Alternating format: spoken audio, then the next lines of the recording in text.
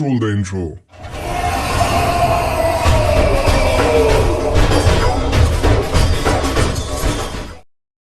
तो फिल्म की कहानी 1847 में शुरू होती है, जहां हमें बताया जाता है कि उस समय दक्षिण कन्नड़ा में एक राजा थे जिनका साम्राज्य बहुत बड़ा सा था। उनके बीवी बच्चे थे, उनकी प्रजा उन्हें सम्मान देती थी, लेकिन इतना सब होने के बावजूद राजा को शांति नहीं थी। वो किसी कारणवश सुखी नहीं थे, वो हमेशा विचलित रहते थे और उन्हें नींद तक नहीं आती थी। इस आत्मिक शांति की खोज में राजा कई मंदिर गए, कई साधु लोग से मिले, लेकिन कोई फायदा नहीं हुआ। फाइनली एक पंडित राजा को बताते हैं कि उन्हें अकेले एक सफर पे जाना होगा, जहां वो ऐसी एक शक्ति को खोजे जिससे उन्हें शांति मिल सके। ऐसे में राजा अकेले सफर पे निकलते हैं, लेकिन किसी भी मंदिर या गुरु के पास उन्हें शांति नहीं मिलती। इसीलिए फाइनली वो जंगलों में जाते हैं और एक दिन उन्हें वहां गग्गरा की आवाज सुनाई देती है। राजा इस आवाज से डरते नहीं, बल्कि उन्हें लगता है कि ये आवाज प्यार से उन्हें पुकार रही है। वो उसके पीछे पीछे जाते हैं और वहां उन्हें एक पत्थर दिखता है, जिसके सामने राजा अपना वेपन सरेंडर करते हैं। इस क्षण में राजा को आत्मिक शांति मिल जाती है और वो इस पत्थर को अपने साथ ले जाना चाहते हैं। लेकिन तभी गांव के लोग वहां आते हैं और वो राजा से कहते हैं कि आपको जो चाहिए वो ले जाइए, लेकिन आप हमारे दैवा पंजुर्ली को नहीं ले जा सकते। तभी अचानक गाँव वालों में से एक इंसान के अंदर दैवा खुद आ जाते हैं और वो राजा से कहते हैं कि अगर तुम मुझे अपने साथ ले जाओगे तो इन गांव वालों की रक्षा कौन करेगा। तो अगर तुम चाहते हो कि मैं तुम्हारे साथ आऊं तो तुम्हें गांव वालों को वहां तक जमीन देना होगा जहां तक मेरी चीख सुनाई दे।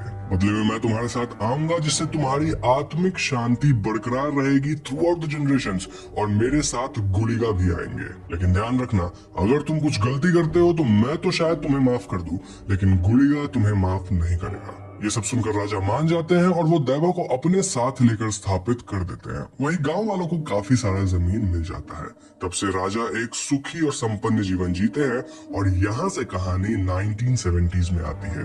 अब इस एक भूता कोला हो रहा था, जहाँ शिवा नामक बच्चे के पिता परफॉर्म कर रहे होते हैं। कोला के दौरान हम देखते हैं कि उस राजा का वंश, यानी उनके बेटे का बेटा या ऐसा ही कोई जनरेशन वाला होगा, वो गाँव वाले से जमीन वापस लेने के फिराक में होता है। वो कहता है कि वो कोर्ट जाकर सारा जमीन अपने नाम करा लेगा, और इस पॉइंट पे परफॉर्मर के अंदर दैवा आते हैं और वो कहते हैं कि तुम्हारे वंश की शांति के लिए जमीन गांव वालों को मिला था, तो अगर तुम्हें जमीन चाहिए तो मिल जाएगा, लेकिन तुम्हारी शांति भी खत्म हो जाएगी। अब ये सब सुनने के बाद भी वो इंसान दैवा को ना तो मान रहा था, मोरओवर वो ये तक कह देता है कि ये बातें दैवा बोल रहे हैं या फिर परफॉर्मर बोल रहे हैं। इस पॉइंट पे दैवा क्रोधित हो जाते हैं और वो कहते हैं कि तुम्हारा फैसला तो कोर्ट के सीढ़ियों पे ही हो जाएगा, और रही बात कि मैं दैवा हूँ या परफॉर्मर, तो अगर आज के बाद मैं तुम्हें कभी दिख गया तो समझना मैं परफॉर्मर वरना दैवा। ऐसा कहकर शिवा के पिता मशाल लेकर जंगल में दौड़ जाते हैं और वो एकदम से गायब हो जाते हैं। इस दिन के बाद शिवा के पिता को कोई नहीं देखा, और रही बात उस राजा के वंश की, तो वो इंसान सच में कोर्ट की सीढ़ियों पे खून की उल्टी करके मारा जाता है।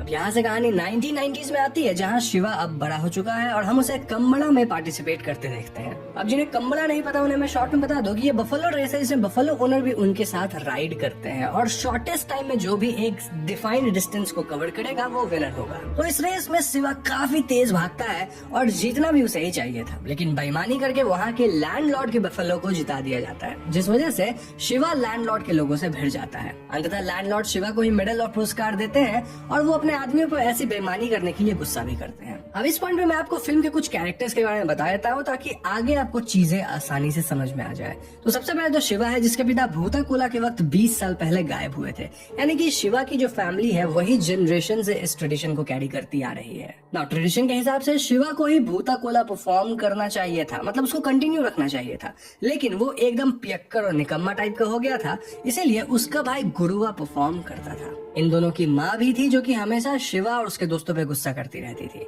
Coming to Shiva's friend, well ये लोग थे रामपा, बुल्ला, लच्चू, नारो इत्यादि। शिवा की लव इंटरेस्ट है लीला, और गांव में फॉरेस्ट को प्रोटेक्ट करने के लिए जिन्हें अपॉइंट किया गया है उनका नाम था इंस्पेक्टर मुरली। अब जिस लैंडलॉर्ड के बारे में हमने अभी भी बात किया है वो राजा के ही वंश का है। ऑल्दो ये लैंडलॉर्ड अभी तक तो सही लग रहा था, और उसके साथ सुधाकर नाम का बंदा रहता है, जिससे कंबला के वक्त शिवा भिड़ गया था। तो कहानी में हम आगे जान पाते हैं कि शिवा और उसके दोस्त लैंडलॉर्ड का छोटा मोटा काम कर देते थे, चाहे वो लीगल हो या इलीगल। फॉर एग्जाम्पल किसी जंगली सुअर को मार देना, शिकार करना, वुड वगैरह काटना इत्यादि। और ऐसे में लैंडलॉर्ड इन्हें कुछ पैसे दे देता था या फिर दारू वगैरह पिला देता था। लाइफ सही चल चल रही थी, लेकिन ये नया इंस्पेक्टर मुरली इनके नाक में दम करने लग गया था। वो लोकल्स को पेड़ वगैरह काटने से रोकने लगा था, उनके कल्चरल बिलीफ्स को नहीं मान रहा था और शिवा और गैंग को शिकार करते हुए वो पकड़ना भी चाहता था। ऐसे में शिवा का सामना एक दो बार इंस्पेक्टर से हो जाता है और इनके बीच काफी झगड़ा वगैरह भी होता है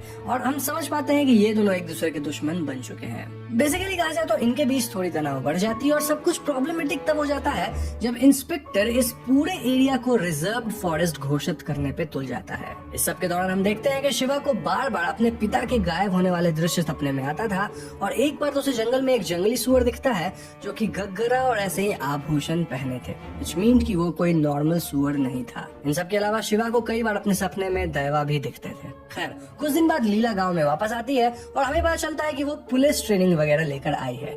शिवा और लीला के बीच नजदीकियां बढ़ जाती है और शिवा लैंडलॉर्ड से बात करके लीला को पुलिस की नौकरी लगवा देता है। अब नौकरी के पहले दिन ही इंस्पेक्टर गवर्नमेंट आदेश पे फॉरेस्ट एरिया को नापने गांव में आता है और वो इंक्रोचमेंट भी रिपोर्ट करने वाला था, यानी कि जिसके इसके घर इलीगल तरीके से या फिर इलीगल एरिया में बनाए गए थे अकॉर्डिंग टू गवर्नमेंट, उन सब की रिपोर्ट वो सरकार को देता।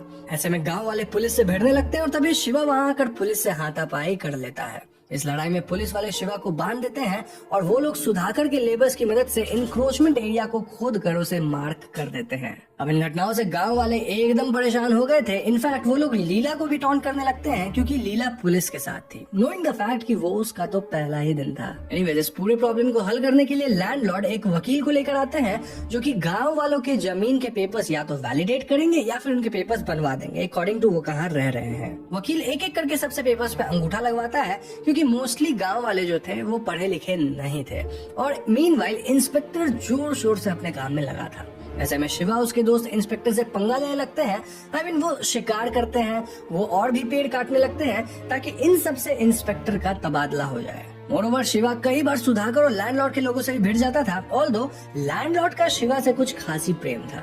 अपने एक्स्ट्रा मैरिटल अफेयर्स के वक्त वो शिवा को एज ए गार्ड ले जाता था और इन जनरल लैंडलॉर्ड शिवा के प्रति काफी अच्छा बिहेव करता था, लाइक उसे पैसे देना, दारू पिलाना इत्यादि। तो एक रात शिवा और उसके दोस्त किसी बड़े से पेड़ को छुपकर काट रहे थे जब सुधाकर पुलिस को इनकी लोकेशन बता देता है। पुलिस फौरन वहां पहुंचती है और हड़बड़ी में वो बड़ा सा पेड़ पुलिस के गाड़ी पे गिर जाता है जिससे जीप में बैठे सभी लोग घायल हो जाते हैं। इस घटना के बाद शिवा पे अटेम्प्ट टू मर्डर का चार्ज लग गया था और ऐसे में वो अपने दोस्तों के साथ जंगल में छिपकर रहने लगता है। पुलिस शिवा और उसके दोस्तों को हर जगह ढूंढ रही थी और इसीलिए शिवा को छुप छुप कर गाँव में आना पड़ता था। ऐसे ही एक बार शिवा जब लीला से मिलने आता है तो वो पकड़ा जाता है और ऐसे में उसे और उसके साथियों को जेल भेज दिया जाता है। अब उस रात गुरुआ एकदम से उठकर लैंडलॉर्ड को फोन करके सब कुछ ठीक करने को कहता है एंड लैंडलॉर्ड कहता है कि वो सब कुछ ठीक कर देगा, लेकिन आने वाले समय में चीजें बद से बदतर ही हो रही थी। शिवा और उसके दोस्त जेल में ही थे और पुलिस अब भी पूरे एरिया को रिजर्व फॉरेस्ट घोषित करने पे तुली थी। तो एक दिन लैंडलॉर्ड अपनी जीप में कहीं जा रहा होता है जब रास्ते में उसे गुरुवा दिखता है। लैंडलॉर्ड गुरुवा को अपनी जीप में बिठा लेता है और वो एक जगह पे ले जाकर गुरुवा से कहता है कि कैसे ये पूरा जमीन उसका है और अगर गुरुवा चाहे तो वो उसे 5 एकड़ जमीन दे देगा। बदले में गुरुवा को अपने परफॉर्मेंस के समय बस ये बोल देना है कि गांव वाले सारा जमीन लैंडलॉर्ड को लौटा दे। जी हाँ दोस्तों, यहाँ हमें लैंडलॉर्ड का असली खेल समझ में आता है और गुरुवा ऐसा करने से मना कर देता है। गुरुवा कहता है कि दैवा कभी ऐसा होने नहीं देंगे और ये सुनकर लैंडलॉर्ड गुरुवा को ही मार डालता है। फिर वो सुधाकर की मदद से गुरुवा के लाश को गाँव में ठीक वहीं छोड़ देता है जहाँ भूता कोला हुआ करता था। गांव वाले गुरुवा को मृत पाकर बहुत परेशान होते हैं और अगले दिन लैंडलॉर्ड इनके पास आकर सांत्वना जताने लगता है एज इफ उसे पता ही नहीं कि गुरुवा को कौन मारा है। दूसरी तरफ इंस्पेक्टर को पता चलता है कि लैंडलॉर्ड ने अपने वकील की मदद से इन गांव वालों से पूरा जमीन अपने नाम करवा लिया है और अब लीगली सब कुछ लैंडलॉर्ड का हो चुका है। गांव वाले पढ़े लिखे नहीं थे और इसी बात का फायदा उठाकर लैंडलॉर्ड इनके जमीन को लीगली हड़प चुका था। ऐसे में इंस्पेक्टर डिसाइड्स कि वो गांव वालों की मदद करेगा और इस पॉइंट पे हम समझ पाते हैं कि इंस्पेक्टर कोई बुरा आदमी नहीं था, बल्कि वो बस फॉरेस्ट को बचाना चाहता था, चाहे उसके लिए उसे किसी से भी भिड़ना पड़े। एनीवेज, इसके बाद गांव वाले गुरुवा की मौत की खबर जेल में शिवा तक पहुंचाते हैं और ये बात पता लगते शिवा एकदम टूट जाता है। यहाँ मैं आपको बता दूं कि जिस दिन गुरुवा को मारा गया था उसी रात शिवा को एक सपना आया था जिसमें गुरुवा दैवा के रूप में उसके सामने रो रहा था। Moreover throughout the movie Shiva को हमेशा दैवा के सपने आते थे। खैर, coming back to story, landlord को पता लगता है कि इंस्पेक्टर शायद उसके काम में टांग अड़ा है, इसीलिए वो शिवा को जेल से छुड़ाकर उसे ये कह देता है कि गुरुवा को इंस्पेक्टर ने मारा है। ये सुनते शिवा तुरंत लोहार के पास जाकर अपनी तलवार को शार्प करने लगता है ताकि वो इंस्पेक्टर को मार डाले। लेकिन यहाँ लोहार शिवा को बताता है कि जिस दिन गुरुवा मारा गया था उस दिन उसने गुरुवा को जीप में लैंडलॉर्ड के साथ देखा था और वापस आते वक्त लैंडलॉर्ड अकेला था, यानी कि गुरुवा को लैंडलॉर्ड ने मारा है। शिवा इस टाइम पे नशे की हालत में था, लेकिन वो भी ये बात समझने लग जाता है और इस बात की कंफर्मेशन तब मिल जाती है जब लैंडलॉर्ड के आदमी शिवा को भी मारने की कोशिश करते हैं, इंक्लूडिंग सुधाकर। इस लड़ाई में शिवा उन पे भारी पड़ता है और लड़ाई के बाद वो लैंडलॉर्ड को उसके ही घर में जाकर धमकाता है। इसके बाद शिवा गाँव की तरफ अपने बाइक पे बढ़ता है जब रास्ते में उसे दैवा दिखते हैं, जिससे शिवा का एक्सीडेंट होता है। शिवा एक मशाल लेकर जंगल में जाता है जहाँ उसे फिर से वही गहनों वाला सुअर दिखता है और उसका पीछा करते हुए शिवा ठीक उस जगह पे पहुंचता है जहां उसके पिता गायब हुए थे।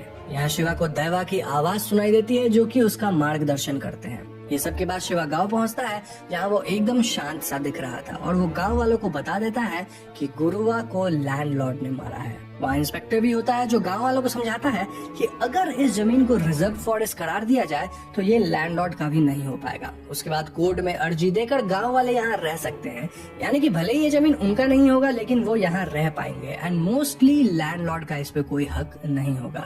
दूसरी तरफ लैंडलॉर्ड डिसाइड्स कि वो अपने आदमियों की मदद से पूरे गांव को ही खत्म कर देगा और इसीलिए वो कई लोगों के साथ यहाँ आकर गांव वालों पे हमला कर देता है। जवाब में गांव वाले भी लड़ते हैं और गांव वालों के साथ सिर्फ शिवा ही नहीं बल्कि इंस्पेक्टर भी था। यहाँ काफी घमासान लड़ाई होती है जिसमें दोनों साइड्स के कई लोग मारे जाते हैं और इविल लैंडलॉर्ड ये सब एंजॉय कर रहा था। I mean, वो खुद गन से कई लोग को मार रहा था, इनफैक्ट अपने आदमियों तक को मार दे रहा था। इस भयानक हाथापाई में शिवा का दोस्त बुल्ला भी मारा जाता है और लड़ाई में एक पॉइंट आता है जब सुधाकर भी लैंडलॉर्ड के खिलाफ चला जाता है। And through out the movie हम देख रहे थे कि सुधाकर भले ही बुरा आदमी था लेकिन उसको बहुत ज्यादा बुरा काम करने में थोड़ा सा अजीब लगता था एंड एंड में वो पलट ही गया। लेकिन इसका परिणाम ये हुआ कि लैंडलॉर्ड सुधाकर को भी मार डालता है। शिवा लड़ते हुए लैंडलॉर्ड की तरफ बढ़ता है लेकिन लैंडलॉर्ड का एक ताकतवर आदमी शिवा के गर्दन को पकड़कर उसे हवा में लटका देता है। ऐसे में शिवा का शरीर शांत पड़ जाता है और एज ए व्यूअर हमें लगता है कि शिवा मारा गया।